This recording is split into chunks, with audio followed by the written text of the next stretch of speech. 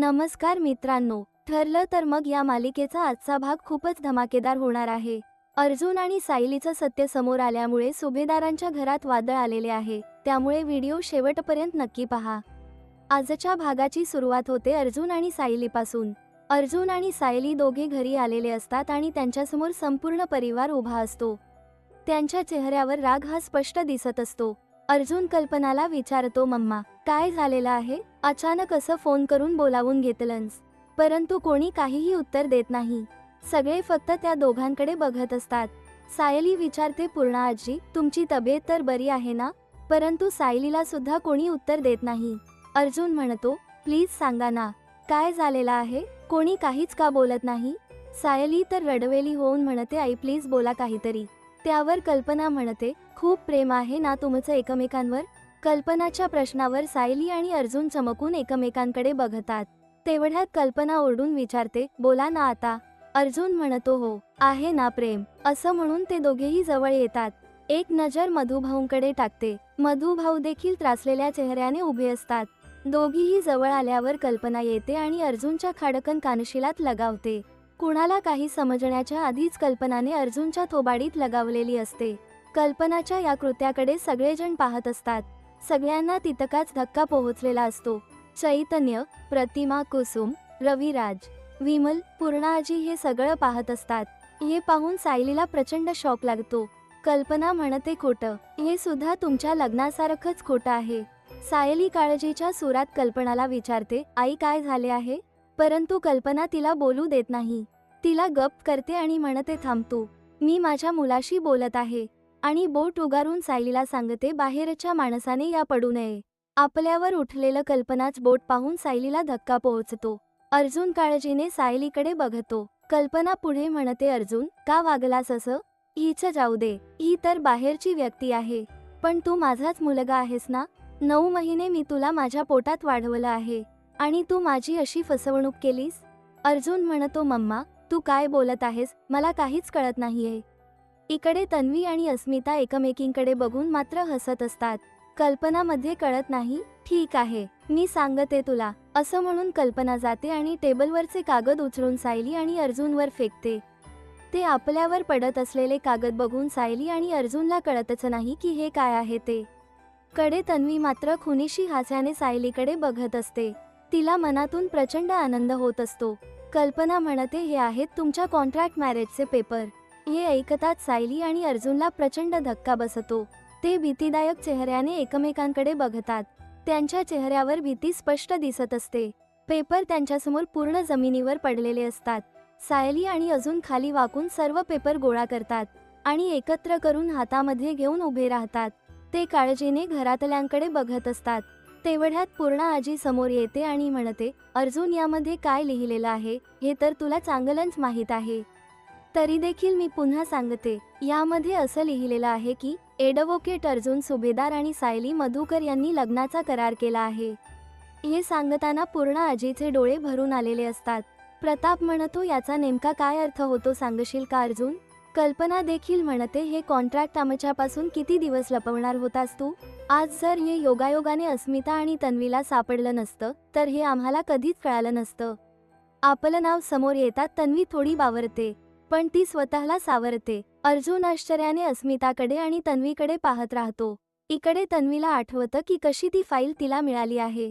अस्मिताने कपाटातून काढून फाईल खाली फेकली, तेच तन्वीने उचलली। तिच्यावर इम्पॉर्टंट व्हायला असं लिहिलेलं असतं। ती फाईल उघडते आणि त्या तिला कॉन्टॅक्ट मॅरेजचे पेपर्स मिळतात। अस्मिता तिला म्हणते, चल आपण खाली जाऊया, मला नाही वाटत काही फाईल असेल तर। त्यावर तन्वी म्हणते, अस्मिता आपल्याला जॅकपॉट लागलेला आहे, हे बघ, हीच आहे फाईल। अस्मिता तिच्या हातातून फाईल घेते आणि वाचून बघते तर त्यात कॉन्ट्रॅक्ट मॅरेजचे पेपर्स तिला दिसतात। अस्मिता आश्चर्याने म्हणते, हा तर लग्नाचा करार आहे, स्पष्ट उल्लेख आहे यात, म्हणजे तू बोलत होतीस ते खरं होतं। हे खूपच शॉकिंग आहे, आता काय करायचं आपण? तन्वी तिच्या हातामधून फाईल घेते आणि म्हणते, आता आपण काहीच करायचं नाही, आपण फक्त खाली जायचं आणि ही फाईल सर्वांना दाखवायची। मग यानंतर आपल्याला काहीच करायची गरज नाही। जे काय करायचं ते सगळे सुभेदार मिळून करतील, आपण फक्त मज्जा घ्यायची। इकडे त्या दोघी खाली येतात। खाली सगळे आनंदाने गप्पा मारत असतात। सगळ्यांचा मूड एकदम हसरा असतो, सगळे खूप आनंदी असतात. दोघे खाली येतात. अस्मिता म्हणते, एक मिनिट, इकडे लक्ष द्या, मला काहीतरी सांगायचं आहे. अश्विन म्हणतो, तुझं काय म्हणणं असेल ते नंतर सांग, आता नको. त्यावर अस्मिता म्हणते, तू थांब जरा, तन्वीला अर्जुनच्या रूममध्ये काहीतरी मिळालं आहे, ते तुम्ही पाहायलाच हवं. रविराज म्हणतो, तन्वी, तू अर्जुनच्या खोलीत का गेली होतीस? त्यावर अस्मिता म्हणते, नाही काका, तिची काही चूक नाहीये, माझ्या खोलीचा एसी बंद आहे ना, म्हणून मीच म्हटलं होतं तिला की अर्जुनच्या खोलीत जाऊन बसूया, तिथे तसंही कोणीच नाहीये ना. त्यावर तन्वी म्हणते, मला काय मिळालं आहे ते एकदा पहा तरी. प्रतिमा म्हणते, नाही नको, आता आपण घरी निघूया. रविराज देखील हो म्हणतो आणि ते दोघे घरी जायला निघतात. कल्पना म्हणते, भाऊजी थांबा, तन्वीला काय मिळालं आहे ते मी बघते, तुम्ही बसा. कल्पना तन्वीकडे येते आणि म्हणते, तन्वी, तुला काय सापडलं आहे, दाखव बरं. त्यावर तन्वी कल्पनाच्या हातात कॉन्ट्रॅक्ट मॅरेजची फाईल देते. कल्पना ती फाईल उघडून वाचू लागते तर तिचा चेहऱ्यावरचा रंगच उडून जातो. प्रताप म्हणतो, काय ग, काय झालं तुला, असं काय आहे त्या फाईलमध्ये? असं म्हणून तो कल्पनाच्या हातातून फाईल घेऊन वाचतो. प्रतापच्या हातातून अश्विन फाईल घेतो, तो सुद्धा वाचतो आणि अश्विन पूर्ण आजीकडे फाईल देतो. पूर्ण आजीकडून फाईल प्रतिमाच्या हातात जाते आणि प्रतिमा आणि रविराज सुद्धा ही फाईल वाचतात. त्यानंतर कुसुम आणि मधुभाऊ ही फाईल वाचतात. मधुभाऊंना हे वाचून तर धक्काच बसतो आणि त्या मटकन खाली बसतात. कुसुम त्यांना सावरते. सगळ्यात शेवटी चैतन्य ती फाईल वाचतो आणि तो विचार करतो, ज्याची भीती होती तेच झालं, आता काय करायचं, अर्जुनला फोन करून बोलावू का? परंतु तेवढ्यात कल्पना म्हणते, अर्जुनला फोन लावून द्या, त्याला आत्ताच्या आत्ता घरी बोलवा. हे सगळं काय आहे हे मला कळायलाच हवं. इथेच कथानक पूर्वस्थानी येतं. चैतन्य रडलेल्या रूपात उभा असतो. अर्जुन हवालदिल होऊन त्याच्याकडे बघतो. कल्पना म्हणते, या फाईलमध्ये जे काही लिहिलं आहे ते वाचून आमची काय अवस्था झाली होती याची कल्पना सुद्धा तुला नाही अर्जुन. पूर्ण आजी म्हणते, याआधी मला तुझा संताप फक्त एकदाच आला होता, ज्यावेळी तू सायलीशी अचानक लग्न करून घरी आला होतास, आणि आज आम्हाला कळतंय की ते लग्नच खोटं होतं. त्यावर अर्जुन म्हणतो की ते लग्न खोटं नव्हतं. परंतु कल्पना म्हणते, गप्प बस, एक अक्षरही बोलू नकोस, अजून किती फसवणार होतास आम्हाला.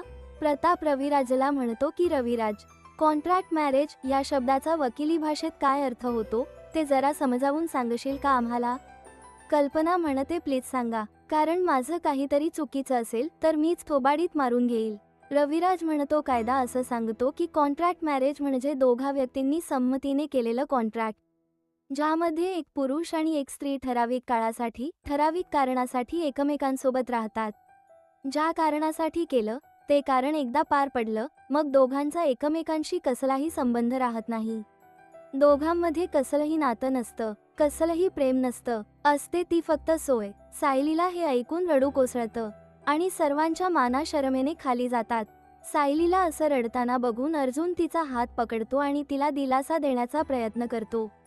रविराज पुढे सांगतो, या दोघांनी आपापल्या स्वार्थासाठी हे कॉन्ट्रॅक्ट केलेलं आहे. यामध्ये असा स्पष्ट उल्लेख आहे की अर्जुनने मधुभाऊची केस घ्यायची, त्यांना निर्दोष सोडवायचं आणि त्या बदल्यात सायली 1 वर्षासाठी त्याच्या घरात त्याच्या बायकोसारखी राहील. रविराज पुढे म्हणतो, हे लग्न करण्यामागचा उद्देश संपला की यांच्या लग्नाची मुदतही संपेल. मग यांच्या लग्नाला बाहुला बाहुलीच्या लग्नाच्या इतकी ही किंमत राहणार नाही. या सगळ्या परिस्थितीचा ताण आल्यामुळे पूर्ण आजीला अचानक चक्कर येते. सायली त्यांना सावरण्यासाठी धावते परंतु कल्पना तिला अडवते. कोणत्या हक्काने तू त्यांच्याजवळ जात आहेस? तिला आजी म्हणण्याचा हक्क तुला कोणी दिला? तुमच्या खोट्या लग्नाने. इकडे सगळे पूर्ण आजीला खाली बसवतात, पाणी देतात. सायली म्हणते, त्यांची तब्येत बिघडली आहे, प्लीज काहीतरी करा. त्यावर अस्मिता चिडून म्हणते, ही आमची आजी आहे आणि आमच्या आजीसोबत काय करायचं ते आम्ही पाहून घेऊ, तुझा आमच्याशी कसलाही संबंध नाहीये. अर्जुन अस्मिताला म्हणतो, यात काय आहे हे तुला माहिती नाही. अस्मिता म्हणते, मला सगळं कळालेलं आहे आणि मला तर लाज वाटते की तू माझा सख्खा भाऊ आहेस. अश्विन पूर्ण आजीला म्हणतो, तू रूममध्ये चल, तुला आरामाची गरज आहे. परंतु पूर्ण आजी नकार देते आणि म्हणते, आता माझे प्राण जातील एवढी भाग्यवान मी नाही आहे. या सगळ्या यातना मला सहन कराव्याच लागतील. पूर्ण आजीचे शब्द ऐकून सायलीला अजून रडू येतं. पूर्ण आजी पुढे म्हणते, मला वाटायचं की माझा नातू कधीच चुकणार नाही आणि माझी नातसून नेहमी माझ्या घराला जोडून ठेवेल, पण माझा केवढा मोठा गैरसमज होता तो. माझ्या नातवाने माझ्या शब्दाची शून्य किंमत केली आणि जिला मी माझी नातसून समजत होते ती माझ्या घरात घुसलेली एक खोटारडी मुलगी निघाली. अर्जुन रडत म्हणतो, आजी माझे ऐकून घे आणि तुम्ही सगळेच माझे एकदा ऐकून घ्या. आम्हाला आमची बाजू मांडण्याची एक संधी तरी द्या. कल्पना म्हणते, काय सांगायचंय तुला? इतक्या वाईट गोष्टीला स्पष्टीकरण असू शकत नाही. विश्वासघात केलाय तुम्ही आमचा. प्रताप म्हणतो, किती दिवस लपवणार होतात? अरे 1-2 दिवसाची गोष्ट ठीक आहे. 1.5 वर्ष तुम्ही आमचा विश्वासघात करत राहिलात. पूर्णा आजी म्हणते, तू असं कसं वागू शकतोस अर्जुन? ज्या दिवशी तू सायलीसोबत लग्न केलं होतंस ना, त्याच दिवशी मी हिला घराबाहेर हाकलायला हवं होतं. प्रताप म्हणतो, बरोबर आहे. आधी ही लग्न करून आपल्या घरात आली आणि नंतर आपल्या सगळ्यांवर अशी जादू केली की आपण सगळे हिच्या बाजूने झालो. पूर्णाजी म्हणते, आपल्याला जे आधी वाटत होतं तेच बरोबर आहे. बरोबर आहे प्रताप तुझं. त्यावेळी देवी आई आपल्याला संकेत देत होती, सांगत होती की या घरात हे घडत असलेला हा प्रकार थांबवा. पूर्णाजीचे हे शब्द ऐकून सायलीला खूप रडायला येतं आणि या भागाचा इथेच शेवट होतो. येणारा भाग खूपच रंजक ठरणार आहे. सायली आणि अर्जुनचं नातं वाचेल का? घरातले सगळे मिळून सायलीबाबत काय निर्णय घेतील हे पाहणं खूपच रंजक ठरणार आहे. त्यामुळे व्हिडिओ आवडला असेल तर व्हिडिओला लाईक करा. ठरलं तर मग डिसेंबर 11 भाग रिव्ह्यू. नमस्कार मित्रांनो, ठरलं तर मग या मालिकेचा 11 डिसेंबरचा भाग खूपच रंजक झालेला आहे. त्यामुळे व्हिडिओ शेवटपर्यंत नक्की पहा. या भागाची सुरुवात होते अर्जुनपासून. अर्जुन गाडी चालवत असतो आणि त्याला सायलीकडे जाण्याची प्रचंड उत्सुकता असते. इकडे कॅफेमध्ये बसून सायली देखील अर्जुनची वाट पाहत असते. इकडे अस्मिता आणि तन्वी बोलत असतात. अस्मिता म्हणते, मला सायलीला घराबाहेर काढायचं आहे. तन्वी म्हणते, मलाही ती सायली नकोय. म्हणूनच मला ते कॉन्ट्रॅक्ट मॅरेजचे पेपर पाहिजे आहेत. एकदा का ते आपल्या हाती लागले ना, मग आपल्याला काही सुद्धा करायची गरज उरणार नाही. आणि यासाठी मला तुझी मदत हवी आहे अस्मिता. मला खात्री आहे आपल्याला ती फाईल मिळेल. ती फाईल त्याच खोलीत असणार. त्या दोघीजणी मिळून अर्जुनच्या खोलीत येऊन पेपर्स शोधायला लागतात. त्या सगळीकडे शोधायला लागतात. फाईल शोधण्याच्या नादात त्या दोघी खोलीत अक्षरशः धुमाकूळ घालतात. तन्वी चिडून मनाशीच बोलत असते, कुठे असेल ती फाईल? आज माझी शेवटची संधी आहे आणि ही संधी मला वाया जाऊ द्यायची नाही. आज अर्जुन सायलीला प्रपोज करणार आहे. जर त्यांचा प्रेम सुरू झालं तर हे सगळं संपेल. मग त्या कॉन्ट्रॅक्ट पेपरची किंमत शून्य होईल आणि अर्जुन माझ्या हातातून कायमचा निघून जाईल. इकडे अस्मिता ती फाईल कपाटामध्ये शोधत असते. कपाटातून फाईल काढून ती खाली फेकते आणि तेवढ्यात तन्वीच लक्ष त्याच्याकडे जातं. त्या फाईलवर इम्पॉर्टंट फाईल असं लिहिलेलं असतं. इकडे कॅफेमध्ये आल्यावर अर्जुनला सायली बसलेली दिसते. तो तिच्यासमोर येऊन बसतो. त्यांना काय बोलावं, कुठून सुरुवात करावी काहीच कळत नाही. परंतु पुन्हा एकदा दोघेही सोबतच मला तुम्हाला काहीतरी सांगायचं आहे हे वाक्य म्हणतात. यावर सायली म्हणते, तुम्ही सुरुवात करा. अर्जुन पुढे म्हणतो, मिसेस सायली, मला तुम्हाला काहीतरी सांगायचं आहे. सायली म्हणते, मला सुद्धा तुम्हाला काहीतरी सांगायचं आहे. अर्जुन मनाची तयारी करतो आणि बोलू लागतो. सायली देखील अधीर झालेली असते. अर्जुन बोलायला सुरुवात करतो. तो आय लव्ह यू असे बोलणारच असतो. तेवढ्यात त्याचा मोबाईल वाजतो. सायली म्हणते, तुमचा मोबाईल वाजत आहे. काही महत्त्वाचा कॉल असेल तर? त्यामुळे तुम्ही आधी बोलून घ्या. अर्जुन म्हणतो, ठीक आहे. आणि तो कॉल बघतो. कॉल कल्पनाचा आलेला असतो. अर्जुन कॉल घेतो तर पलीकडून रागाने बोललेला आवाज येतो. कल्पना म्हणत असते, अर्जुन कुठे आहेस तू? आत्ताच्या आत्ता लगेच घरी ये. आणि तू एकट्याने नाही तर सायलीला सुद्धा सोबत घेऊन ये. मला दुसरं काहीही ऐकायचं नाही. अर्जुन बोलण्याचा प्रयत्न करतो आणि म्हणतो की काय झालं आहे मम्मा? परंतु कल्पना तेवढ्यात फोन ठेवून देते. सायली विचारते, काय झालं आहे? काय म्हणत आहे ताई? अर्जुन म्हणतो, काही नाही असे बोलून फोन ठेवून दिला. तेव्हा सायली म्हणते, नक्कीच काहीतरी झालेलं असणार. त्याशिवाय आई फोन करायच्या नाहीत. चला आपण आत्ताच्या आत्ता लगेच निघूया. असं म्हणून ते दोघे कॅफेमधून घरी जाण्यासाठी निघतात. दोघेही लवकर घरी येतात. घरी येऊन बघतात तर त्या दोघांना कळतच नाही की काय झालं आहे. घरातले सगळे त्यांच्याकडे रागाने पाहत असतात. प्रिया आणि अस्मिताच्या चेहऱ्यावर मात्र खुनशी हास्य असतं. याचाच अर्थ प्रिया आणि अस्मिता तू किसी आपल्या प्लॅनमध्ये यशस्वी झालेले असतात. सायली आणि अर्जुनची अवस्था मात्र केविलवाणी होते. त्यांना काय बोलावं हे सुचत नाही. सर्व सदस्य त्यांच्याकडे रागाने आणि चिडून पाहत असतात. आणि या भागाचे कथानक इथेच संपते. येणाऱ्या भागामध्ये काय काय घडणार आहे ते जाणून घेण्यासाठी चॅनल सबस्क्राईब करा. व्हिडिओ आवडला असेल तर व्हिडिओ